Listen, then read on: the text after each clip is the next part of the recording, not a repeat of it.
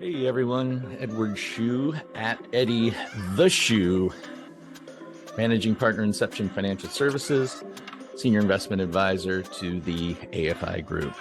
I hope you saw my last video. If you haven't, you need to check that one out. So we'll put a link in there for you to see that one. I want to continue on this topic of what really irks me, which is what can be factual advertising and marketing, but is intended, in my opinion, to mislead. And the last one I did was on commission products versus fee-based advising.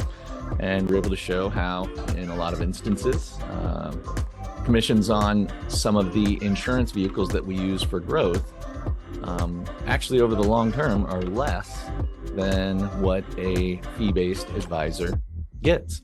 And most fee-based advisors will take anywhere from about 1%. In a lot of cases, it depends on the amount of assets.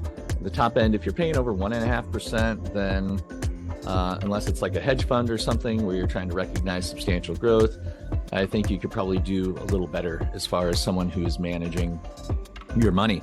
But again, you've probably seen the same commercial that I have, and the commercial states, so when do you make more money?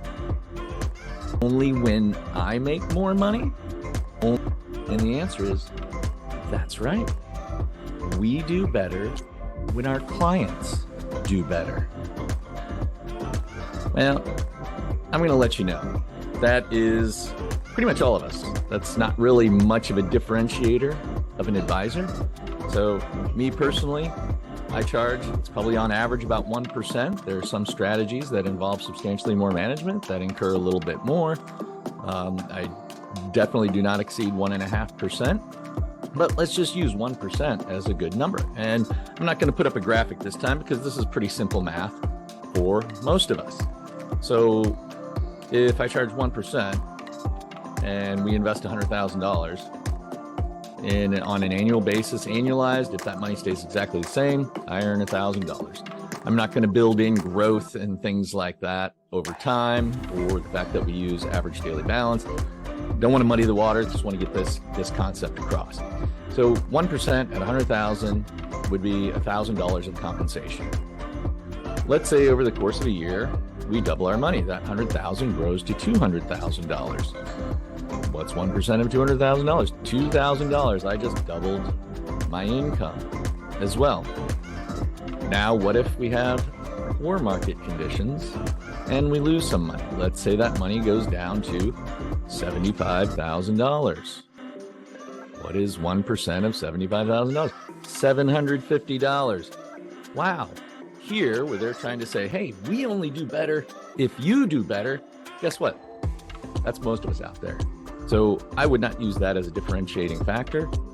I would use comprehensive financial planning as a differentiating factor, because having all of our money exposed to the risks associated with the market as we start barreling toward retirement is not smart. Now, some of us, if we've not saved as much, we may need to take some additional risk. We may need to try to recognize more substantial growth to have the retirement that we want. But for most of you out there, as we start aging and growing toward retirement, we want to have a definitive plan in place that diversifies us, not just within the market, but over multiple income producing vehicles. We also need to mitigate for taxation. So when you're looking for something to differentiate an advisor from others, that's what you need to look for. Someone who is creative and implements all of these alternative resources to help maximize your income in retirement and maximize for those of you who want to leave a legacy to your kids and grandkids and charities, to maximize that so not as much goes to Uncle Sam. So I hope this has brought some clarity for you, and I look forward to continuing to educate you.